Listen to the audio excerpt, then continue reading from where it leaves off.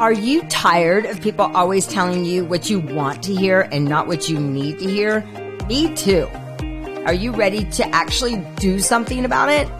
Hi, I'm Loren Lahav, and for the past 30 plus years, I've been blessed to speak and to impact thousands of people around the world.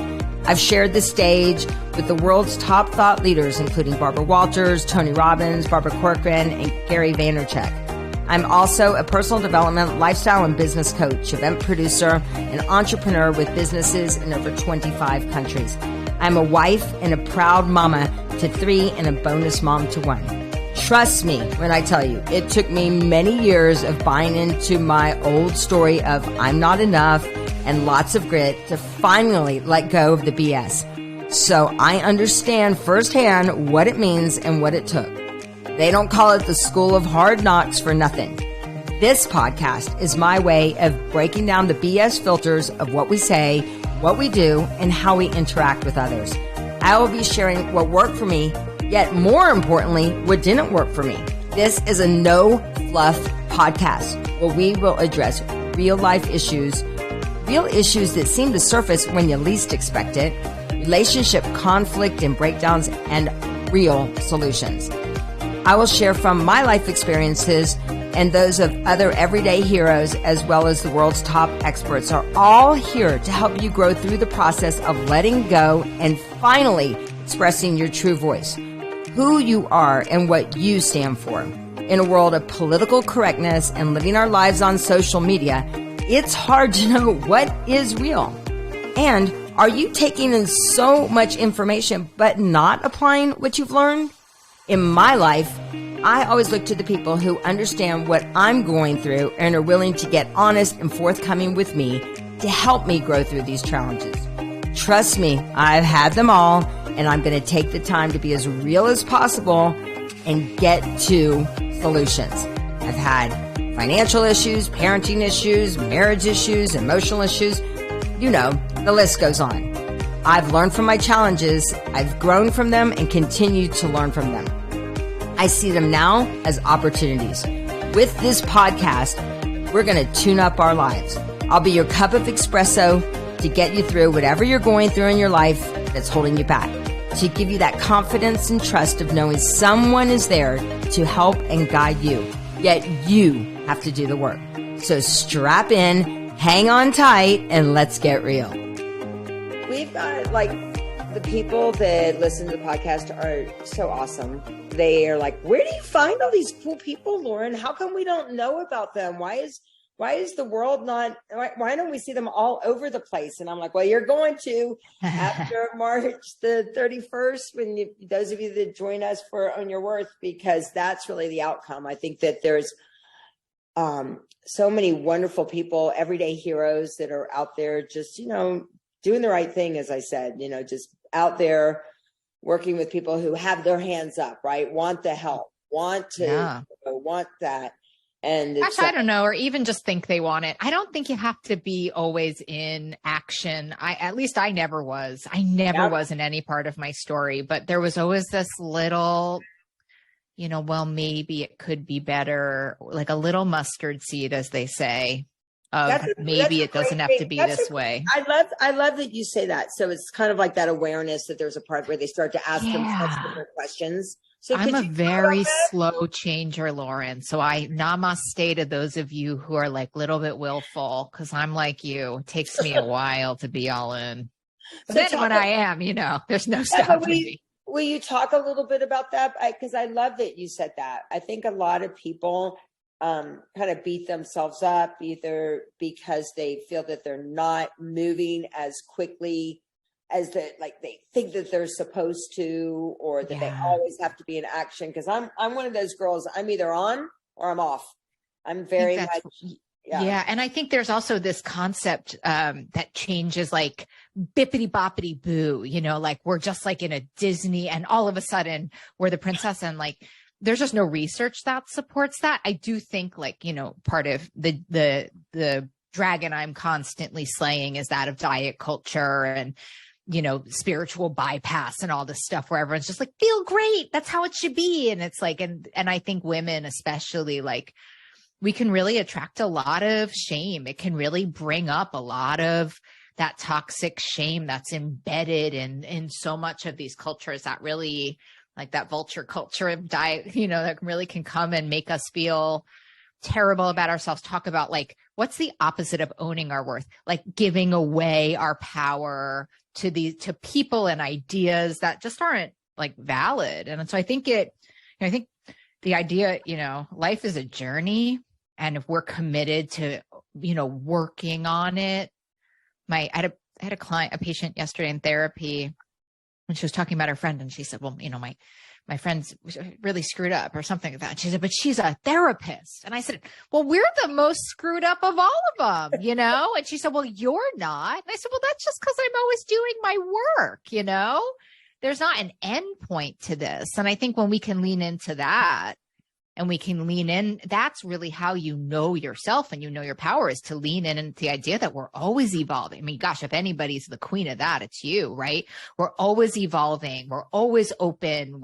And that's how you live. I think how you live a very content life, how you live a happy and content and open life is, hey, like, don't sell yourself to anyone's ideas. I love that you said. So talk a little bit more about that vulture culture, because I love that you have all the research. Like you're the research girl, right? You love to talk about the research, because there was a product that a friend of mine was representing, and he was a doctor. And I said, so tell me, why do you represent this product? And he goes, R&R. And I go, what's R&R? He goes, research and results. And I think that, can you talk a little bit about that? Because you do have a lot of research on this. Yeah. I mean, listen, I think that diet culture is as close to a true abuser as any abusive relationship that I've ever seen. And I wrote a book called Breaking Up with Sugar. Like, I think you can be in a really abusive relationship with food, but I think when diet culture comes in, it's like a totally new experience. And I'll tell you why, to be honest, if you're talking about R&R. We can really get into some nasty abusive relationships with other humans in our lives. And that cycle is what exists in diet culture. But that one human doesn't have a multi-billion-dollar marketing and R&R campaign behind it to keep you locked in that system. Right. And so the truth of diet culture, honestly, is like, they never want us to leave. And so they're going to really, and I think what's really interesting, what's happening to the world in the sort of individualized stuff, is diet culture is actually getting much sicker, because it's not just the conventional diet programs that you and I know about. Now it's like individual coaches, and, it's like, it's actually gotten, I think there are amazing strides that the world is making, and I'm so excited about it. Diet culture, I actually think, is getting sicker and sicker and sicker for two reasons. The first one being, there's a lot of individuals, but the spin-off of what I call it toxic tribalism, right? So there's this hardcore dieting and macros and all of that, and you're bad and try harder. And if you could just try harder, don't get me started on the try harder one. No, I want to get you started. Then on the other side of it, which I have to say, this may not be popular, but I'm only here to tell the truth, which is sort of this anti-diet movement, which I think is, if it's yours and you're just as happy as a clam, ignore everything I'm about to say. But I think also it's also equally as vulturistic, because it doesn't take into account that maybe you do want to improve your health. Maybe you're not happy in the body that you're living in. And so, the answer is never the opposite. It's always the balance. And it always seems that we get stuck in these two ideas, and we never get closer to what matters, which is owning our worth, you know, and which is knowing and loving ourselves exactly as we are. And when we can do that, is the first place that we can change. And so if you're, there may be steps you're missing if you're like, oh God, all these people are just talking about change and I don't feel ready and I don't feel worthy. It's like, that's still changing. It just doesn't feel that way. It's like, there's always stages of everything. And I love that you say that there's stages of everything, because tonight I was nominated somewhere fabulous, guarantee it. And I went to put on this dress, right? That I wore 2.5 years ago. And I was like, oh, this is definitely going to fit, with regards to, and then in the meantime, from that time, I went through menopause. Right. And so there was a part of my body that shifted, but that doesn't mean I need to go on a diet. Right. that I know. means that my body has made some changes in different ways. And then, like for me, I want to be able to I still feel great about myself. It doesn't mean that I don't still take care of myself and just, with regard, like that I have to go on a diet, or like you said, it doesn't mean that I don't not pay attention of what's going on. Like you said, that anti diet. Right. Right. Like I remember putting on the dress last night and going, this doesn't mean I don't love me. I think you are like an anomaly though. I just want to say that I really think I think you've done so much. I mean, chill with Tony Robbins as long as you guys have been like besties. But because I think the other thing I want to remind people of is like, this is so Tony Robbins, right? Like we don't have to believe everything we think. Because I think, and listen, I've been in recovery from an eating disorder for almost 15 years. And I think that if that happened to me, my first thought, which I never really listened to, but it happens, right? Is like, oh God, what's wrong with me? I'm so fat, my stomach, it's like, and the practice that I've had to have in my own experience is that I don't take that so seriously. Right. It's just an automatic thought. Would that be your coaching about that? Would that be like, so let's say someone did that was someone else. Let's just play for a second. Oh, I love that. Let's play. Somebody else and they put on that dress and then you think the first thing that they would do is Google, I need to go on a diet? I think, or go binge, right? Or go make a bad situation worse by harming themselves with food, right? Mm-hmm. Yeah, I do. And I think that. Then what can we do to get people to, what do you feel that they can do to do the opposite? The first thing I'll say is to validate the feeling, right? Like It's totally reasonable. I mean, first of all, what we're saying from the beginning of our conversation, which is this diet culture. First, I'll say diet culture is not just today. I'm a big spiritual, I'm shaman, I'm all these other things. And so, I believe in ancestral trauma more than anything. I mean, and so it's not just diet culture. It's how your mom and her mom and her mom and your dad and your uncle and how they all experienced food, body, and weight. Right. So this reaction that we're having to the dress being tight is not actually a reaction to the dress being tight. It's much, and I would lean into that, right? Like I would just lean into, Loren's done a ton of work. I think it's amazing that like, you're like, oh, look at that. Okay. That's so Buddhist. It's so detached, what your experience of that. Well, I don't know if it was so detached. There was just kind of like, I'm having my daughter like, come on, I'm sure you can zip it up. And mom, like, let's get the Spanx out. Yeah. But I think that's I think there's this, spiritual bypass that says that when a dress doesn't fit, we're just supposed to be like, I love my body anyway. And I don't know. I also think there's a lot to learn about ourselves and about others and about compassion when we have these little painful moments. I don't think there's anything wrong with it. I think as women, like as much as we have a different kind of culture now, I think the first thing is, am I thin enough? I'm thin and I'm good. Yeah. I just went to the dress stretched. It was great. Right. Like I'm thin and like, because I also think if that dress would have fit, you would have been like, who's better than me? And that still has a worth on. Yeah. Right? It's an interesting idea. And so it's like, I think if we're really going to get to the next level, if we're going to up level and really break free of this, we have to like lean into what's true, which is the culture we live in values this. Right. And when we can lean into that, then we disempower it that way. That's how you diffuse it. I agree. Bypassing it actually empowers it. Oh, it's no big deal. I'm fine. It's okay. I love my body. It's like, you're allowed to have a hard moment. Right. I love that. You said something very interesting. I remember that when I was pregnant and I did a course, one of my favorite things to do. I don't know if you've read Birthing from Within. No, but I've never had children. So it's an unbelievable thing because it talks about you. And then there's a book, and then there's also, you go and do it while you're pregnant. Oh, wow. And it talks, it's basically, I'd say it's like a fire walk for pregnant people. Oh my God, that's amazing. And I'm you buying go, that book for everyone I know who's I mean, it is amazing because it talks about like what were the fears that you talk to your parents about what happened when you were actually born. And then they try to remember if they found out what happened when they were born. And so, like you said, that experience of how it stores in you and how it affects your birth experience and how you literally break through that. So I remember talking to my mom about what happened when I was born, and I talked about some of the fears that I had about birth. Beautiful. And then you hold ice in your hand because, you know, it's kind of like cryo is so big, right? Or ice baths are so big. It's sure. Well, it changes your state, which is amazing. But right. Part of the exercise is that the husband holds ice in the hand because how do you explain a contraction to a man?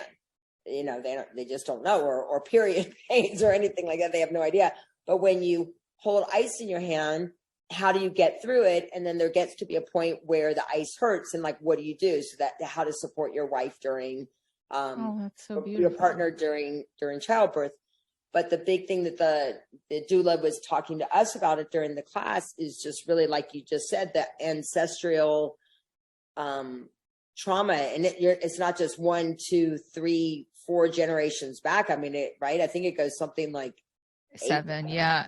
The other thing, I think it's not just your parents. I mean, I have these pivotal moments in this realm of horse trainers saying to me, you know, people like you and me need to work twice as hard to be half as good. You know, I have aunts and uncles, and the amount of concerned adults around me that I just read like I'm not good because this is what I look like. And if I look different, then they'll love me more. You know, those are the messages that I've had to, you know, and I'd argue, I wouldn't say I've had to work through. I'd say I continue to work through. I mean, they are sort of embedded in my DNA. I think I'm the best. Don't get me wrong. Like I'm awesome, but I'm always working on it. I think this idea of the destination is just, I mean, first of all, what I think about this idea of it being a destination, just to go back to what you were talking about, is I think it's an amazing marketing strategy that diet culture has, you know, that we're going to get there, because then we can always say, oh, there's something wrong with me because I didn't get there. Wow. So I guess I'm going to go buy that next product, and I'll buy that next product. Yeah. It's really, I mean, if you think about it from a marketing strategy. Yeah. The cell of perfectionism, which is a 2-dimensional concept in a 4-dimensional life, is amazing. And we buy it, which I think is like crazy. Well, I buy it. I know. I was looking at my closet, right? And the very first thing I do when I ever go, just so you know, I'm sure your closet's amazing, but the very first thing I ever do when I go work with somebody coaching is I go to their closet to see what their closet looks like. Oh, wow. I feel great about you coming to my closet, which is really. I know. I'm looking really at your background. I'm like, I feel real. I need to say 2 years ago, I'd be like, oh God, I cannot have Loren come in. I have to have someone come over right now. I feel great about that. I feel great about that. Okay. What else are we doing in my coaching session? But the reason I would say that was the diet culture, thinking about the shopping culture as well. Right. Oh yeah. Like I went to my closet and I'm like, I'm wearing the same 3 jeans that I were worn all week long. Those jeans are 4 years old, 5 years old. Mm-hmm. Like the sweater is still the same. And I like looked at all these pair of pants that are just sitting there, you know, in my closet, and how shopping, like I love going to shopping in my one store here in Las Vegas. But the real reason I go into that shop is because I love the owner, and it's really for a connection. It's an opportunity for me to see him. But that's interesting. It's like I was just like thinking a little bit of just everything that you're talking about. It's been a little bit like I've been the relationship that I've had with that, right? I mean, I'm not that. I don't love to shop. I only love to shop at that one store, and I only love to shop for cowboy boots and whatever that's about. Yeah, but you know, it reminds me of like that idea of worthiness, and like how many women that I've worked with in my career where I've just had to like beg them to go buy loving clothes, even though they're not in love with the body that they're in. I mean, the amount of times that I have had this conversation, and like, it feels like a terrorist negotiation. Like it feels like I am just trying to find that kernel inside of them that can maybe understand that wearing clothes that, are too tight or have holes in it is not the way that they're going to get into the body that they know that they want to be in. It's the opposite, right? There's just this idea, again, diet culture, great marketing strategy. Diet culture says you don't deserve it until you look this way. Diet culture says, thin is in. And it's like, there is a part of that anti-diet culture that says, you need to love yourself exactly as you are. And I agree with that wholeheartedly because I believe in our inner wisdom. I mean, that's what the own your worth is about. It's like, I believe like the minute we can tap into our inner wisdom and shut down all that noise and start a different tape inside of us, which we'll listen to, and then we'll have to go listen to that other stuff. And then we'll come back to it. It's a process, but I believe that inner wisdom never wants to harm ourselves with food. There's no part of my inner voice that says, go eat a cake. There's a part of my trauma that says that. There's a part of the well-worn snow groove of my eating disorder that says that.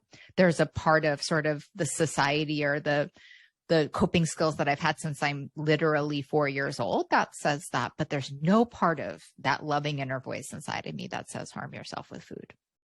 And that's why we need to learn how to tap into that. Mic drop. So what are some of the things that we can do to tap into that? What advice would you?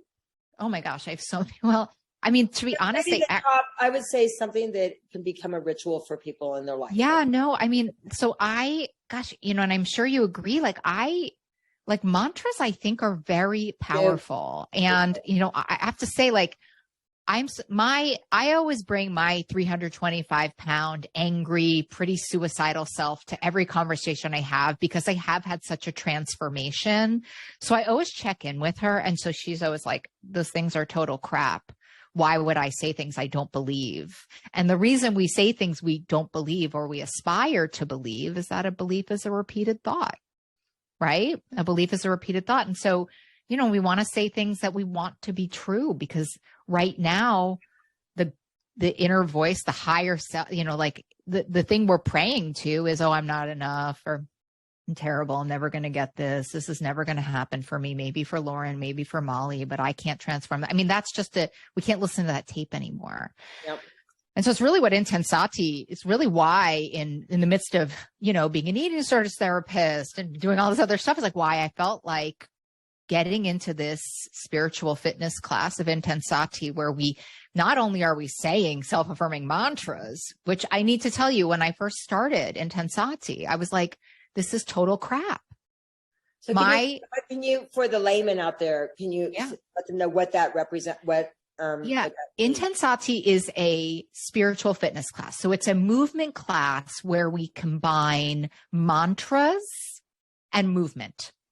And I think it is. And so my dear friend, Patricia Moreno, who passed away last year, it was created through her, let's be honest. And she asked me to do the class like 7 years ago. And I was like, I really wanted her to be my friend. So I did it really out of peer pressure. And about 6 minutes into class, we were saying, I am stronger than I think. And we're punching and I'm crying.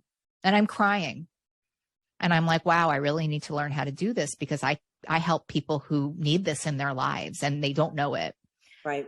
And I think this part about mantras, like, is very hard to say in the mirror when you're first, it's very hard to do. But when you're moving your body, it makes it so your brain can't really talk back. And so you're moving your body and it's actually getting really embedded in you. And so I think that's a really great place to start. I need to say the other thing when we're talking about, well, how do we get these new beliefs? I am obsessed with the data that says that the five people you spend the most time with are the most critical to everything in your life. And I would say probably what you choose to believe. Yep. And so I'm not saying and then someone's like, well, my husband's so terrible. It's like, okay, then really let's focus on the 4 people you spend the most time with. We can't control everything. Okay. So if you have 2 really crappy people or whatever, 2 really sick people, troubled people that you have to spend time with, then let's get really focused on 3 people. And I think, this just came to me actually the other day, but and it's not, and the third thing I'll say is, can we be very thoughtful about what we're consuming? And I'm hardly talking about food. because this doom scrolling and this comparing and despairing is like gnawing away at our spirits. So if you're listening to this podcast, like go you, because you're really doing a consumption right now that's promoting, when I talk with people that are really struggling with their eating disorder or their relationship with food rather, right? Like I say to them, a lot of times I think what happens when people are trying to heal is that they don't make their solution as big as their problem. So they'll do something like, well, maybe I'll just change what I eat. It's like, if you have a really hard relationship with food, changing what you eat is like a little teeny piece of it. All of the consumption needs to be looked at. So, and I think that that's actually maybe where the internet's great, because you actually can find communities and you can find podcasts. There's so many ways that you can be connecting and getting this tape in your head to be moving towards who you want to be, not, sort of the stuckness that we can feel when we're not feeling great about ourselves. The one I feel that the one that really does that for me is when I go do contribution. Oh, that's service. That's such a good one, Laura.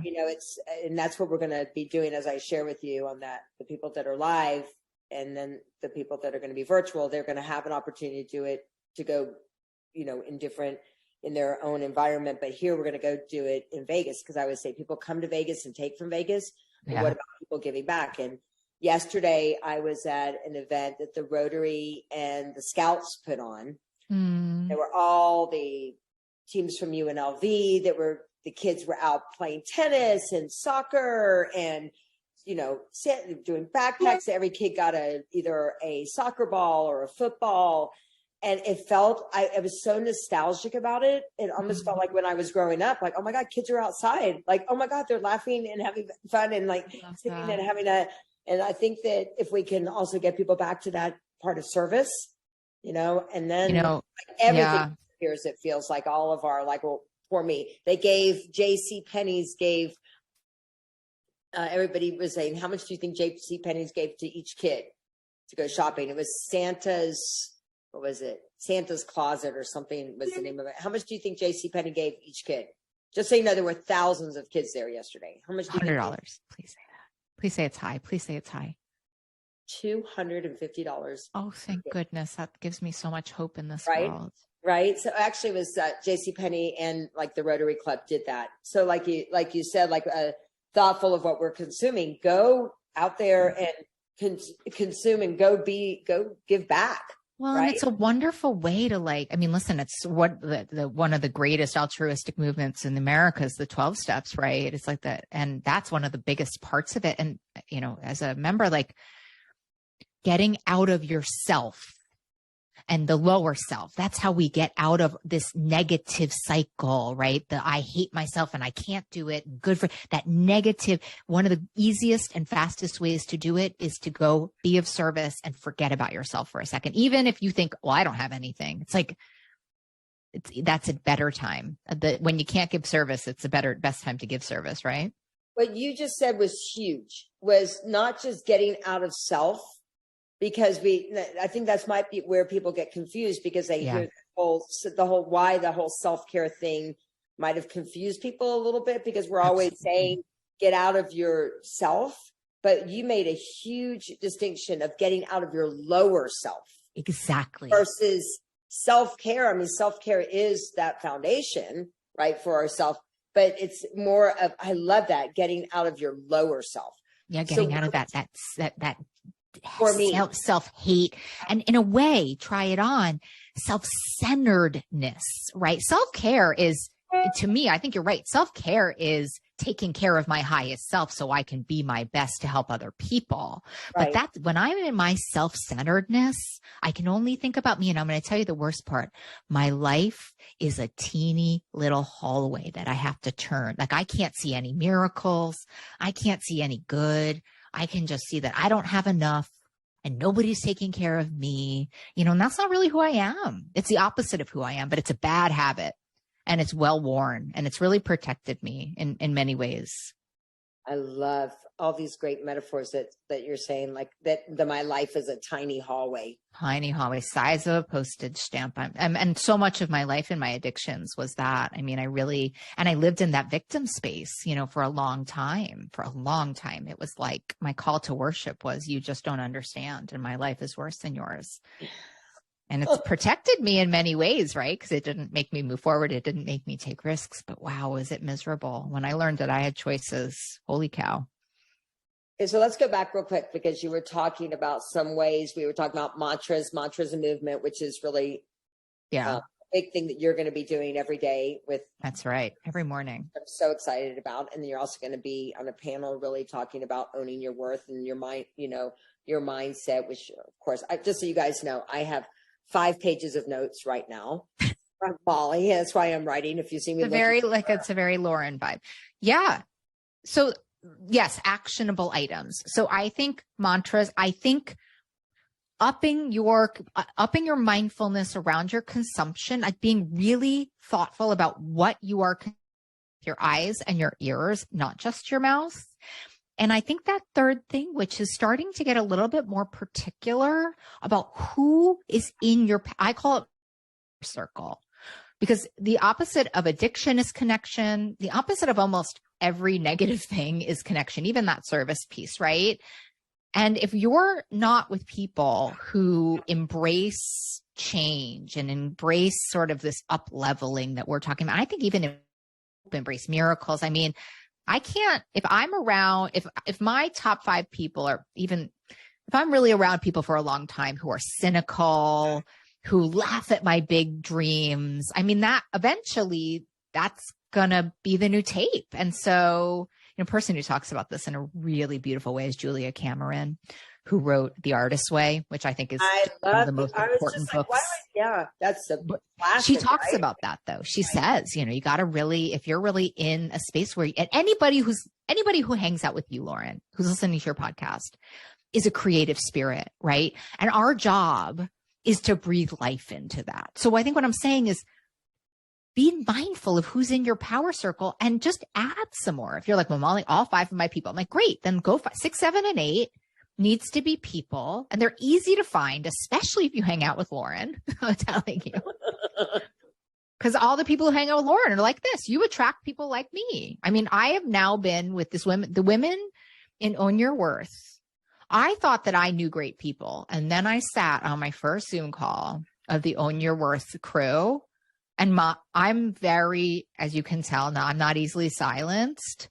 I was like, my jaw, I was just like working to keep my jaw shut because I was so in awe of the women. And honestly, the focus on service and the focus on hope, and it makes me cry, the focus on like up leveling and the hope that existed in these squares of strangers that I never knew I needed to know.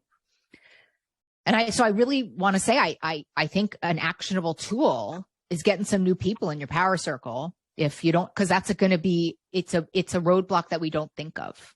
Why am I not changing? Well, everyone around me is cynical and stuck and not open-minded. It's a secret. It's probably one you haven't heard. I'm not going to tell you to journal. I love journaling. There's lots of other things you can do, but I'm not here to tell you traditional things you know already. It's not my thing. I love in The Artist's Way, the workbook. I would love to go back. It's such a fabulous workbook. Such a fabulous thing for people to do. Yeah, that might be a really great thing, some exercises to take people through, because I think the workbook, it must have been that book's been out, 25 years? 25 years. Yeah. She just did a 25-year redo. Yeah. Well, yeah, I mean, one of the things she has you do every week is take yourself alone on a date to just experience something creative, whether it's koi fish or the Muppet Show or an art thing or just taking a walk by yourself. And that's, I think, a really great, I'd probably do it twice a month, and it's like, I really do learn something about myself alone without anybody coming in and telling me how I should feel about things. I mean, I'm going to the Barry Manilow concert by myself in January. I cannot wait. Vegas? Are you coming to Vegas? No, I wish. No, my mom's like, did you not have anybody that wanted to go with you? I was like, I don't want anyone coming with me. I went on a date. Our friend, was here in town, and she was with somebody, and they were going to the Diana Ross concert. And she's like, you know what? Sorry, I can't get you a ticket. I'm like, that's okay. And I went and just hung out by myself. And then I heard about their experience at that Diana Ross concert, and I took myself on a date the next week, and I was like, I could dance. I was like, isn't it powerful? I got all dressed up. I was That might be another note. Like this artist date's very powerful because I think we have all these beliefs around this listen, there's an interreliance and then there's like codependence. Like it's all within us. Yeah. And I think going and doing things by yourself, especially, creative things, it really allows for you to tap into a part of yourself you might not know because you're so, thinking about what other people are thinking. What do they think of the song? It's like, who cares? I love that you talked about the Muppets because we love the Muppets. I love the Muppets. Beaker's my favorite. If I ever want to laugh, I just watch Beaker and I just love them. I've always have. I love Sesame. There's something about, they're part of me. So this has been so great. I just am beyond excited. Now I'm thinking of all of these other things that we can do. And like I shared. Your brain is like my very favorite because you watch your brain and it's like, it's like a splash and all of these, you get one idea. And the beauty of it is you're going to follow through with like every single, it's such a beautiful mind you have. It's fantastic. Thank you so much. Like I was saying to someone where I was doing an interview and I was like, I love my beautiful mess. Oh. I know it's a little bit of a mess, but I don't think it's a mess. I think it's like a splatter. It's like I watch it happen. It's like you get this one idea and then all of these beautiful shards come off of it. But, for people like me who get to be friendly with you, it's just fabulous. You're so great. So I'm going to ask you two questions that one, I ask everybody who comes on to share. And what is one thing that you do to stay true to yourself? Every day. I do so many things to stay true to myself, but I think that one thing I stay true to myself is that I stay very current with a spiritual advisor. I stay very current with someone I trust. So I guess effectively therapy, my person doesn't have to be a therapist. I stay very current with somebody who is very familiar with my soul. And I'm very honest and I'm very up to date with her. And I make sure that I tell her the things that I am scared to, or I don't want to say.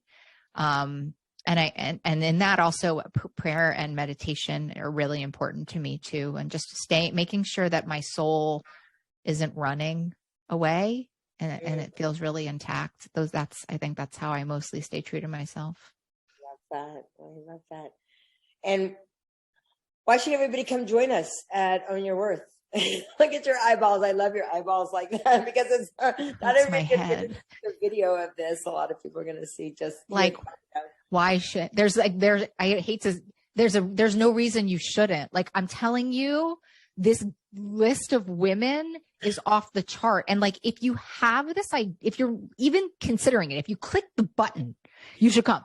Like you need because the thing is like the soul whispers and the soul says it. And like, if you clicked it, that's like, listen to your soul. Your soul is saying, I want this water. I want to be fed by these people. I want to know them. Like this is how we grow. And this is honestly how we find that highest self and how we nurture that highest self and how we learn how to be in this highest self. I just want to say from the beginning, it's not as easy as like bippity boppity boo, like nurturing and being with your highest self is part of the work, and owning your worth is a process, and you got to learn it and come be with us. We want to know you. Yeah. And that's why we're doing, for people to be able to join the lounge 4 months in advance, we're getting people added value. I mean, a couple of speakers have already done some workshops. I don't know if you've gotten to participate. It was amazing. Even I had a breakthrough. I thought I knew a lot about some of these things. We were talking, somebody did a workshop Dawn did a workshop on core values. And I'm like, the values thing. And then I made a huge breakthrough. I made a couple of switches in my core. And I think, but Laura, I think that's so important for people to know. Like, I feel like very evolved, but I never feel done. Like the women that are speaking and participating, contributing, like I cannot wait. I'm so excited to even get deeper into my worth. Yeah. Not just for me, but for my own serenity, absolutely selfishly. But then I love also watching other people transform around me. Like, this is what we're meant to do as humans, is be in our pack and be with our people and up level together. And God only knows what that'll do for the world, you know? Exactly. I think that's really the outcome, right? Like the outcome is really, what can we do for the world? Because the world does need us now. I feel like that the world says it needs a big hug, right? It needs this feminine energy, this of whoever, you know, we all have that masculine and feminine energy, but I think it needs a lot of, I was just at, I know that you probably have to go, but I was just at this. I never have to go when I'm talking to you. Okay. Never. Oh, you're so cute. I might just fly to Charlotte just to come see you. Come on over. Go to Asheville, go hang out. The thing I was going to say was, I was just at this, a friend of mine invited me as her +1 to this mastermind that she was a part of. They raised $500,000 in 15 minutes, just FYI. And it was mostly men that were in the room. And the reason why I say that was they're yearning right now. Oh, they're yearning like never before, especially this for purpose, like real purpose. Do you know what this new data that just came out, which is it's either 5 or 7. I think it's 7. 1 out of every 7 men, but I think it's 5. It's either 5 or 7, says they have no friends. Wow. 1 out of every 10 women says that she has no friends. I mean, we are struggling for connection. And the thing is, if you're saying, well, that's not me, I mean, then let's get you here and owning your worth so that you can go and participate in helping people come back to the collective. Yeah. What's happening with men is overwhelming. There's a man named Scott Galloway who is very invested in this, but I think it's happening all over the world. You know, I think half of high school children, couldn't go to school one time this year because they couldn't sort of get their mental health in a space to go to school. I mean, we are really suffering collectively, which is why you should come to own your worth. Well, it's funny. It's not funny that you said that, but I was just thinking about so many men that I knew that would go to the office because that was their place to like give somebody a high five, you know. And I'll have a vulnerable moment here for a sec. That I remember I was talking to my husband. He went to an office every day, but then everything shifted. And I remember being home, and I'm like, I think I'm feeling a little like down. He's like, what are you talking about? I go, I'm alone. And he goes, you're not alone. You talk to people. This was, like I said, before the mandatory pause. Right. And he said, what are you talking about? You talk to people. I go, I'm on Zoom all day. Me too. And like I said, this such a hard time with it. This was before everything. And I said, but I'm not with people. I need to get out and be like with people. And I said, that's why I would go to events, like an excuse to like any opportunity, like to go out and be with people. That third dimension is really important. I mean, if you can come be with us, please do. Because that third dimension is something else. It's something. Yeah. And it's like a visceral part of us that becomes unleashed. And so that's why as part of the event on April the 2nd, we want to give everybody plans of what to do within their own community and be able to plug in and be with people. But I think it's really, I think a lot of us have gotten accustomed to Zoom and forgotten that we really need to be in community together. I think there's really positives to it, but I think we need to be with each other. We need it all, right? Like we need this part. Like, I mean, we would never have this beautiful connection if we didn't have. And we couldn't have all these people at our virtual event at Own Your Worth, but there's something to connecting in a 3-dimensional way with people that is actually really important for trauma, to be honest. It's like, we need that other piece, like that follow through piece for our souls. Wait, can I show you something really cute for those of you watching?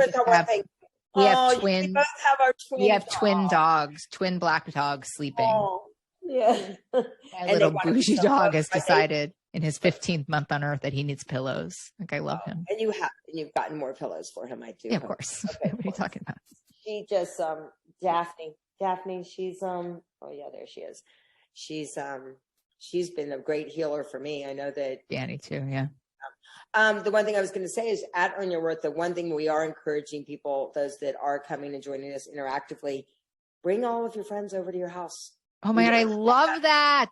Right. We want to especially for Intensati. You guys are going to get the vibration in the room. It's so powerful. So when you are all saying the mantras together, you guys are going to be flying high. I love that idea. So we want to encourage people. I do want to let everybody know, those of you that are going, well, you're just saying like, I need community. A big part of this is those of you that are going to be interactive. We want you to bring your kid, your watch daughters, party. Your cousins, your grandma. I want to see grandma in there, like having a good time and doing this. Oh yeah. Well, you are an amazing soul. I am very, very excited.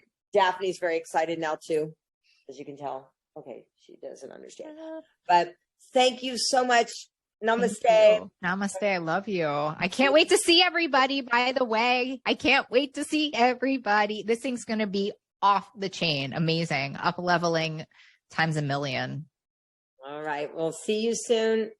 And let's make 2023. I think that's what's happening. Unbelievable. We're doing it. All right. Mwah. Bye. How awesome was today? Make sure you subscribe to the podcast and invite your friends to join as well. I'm here for you with fabulous content, great guests, and lots of giveaways. To learn more of how I have taken what I've learned, applied it to my life, helped others find their true voice, text TRUE to 26786, which will give you my top tune-ups and a complimentary 15-minute discovery call with one of our coaches. And remember, keep in touch with me on Instagram at I am Loren Lahav, Facebook Loren Lahav Official, Clubhouse Loren Lahav. Make sure you text TRUE, TRUE, to 26786. Text TRUE, TRUE, to 26786. And remember to always stay true to the amazing person you are.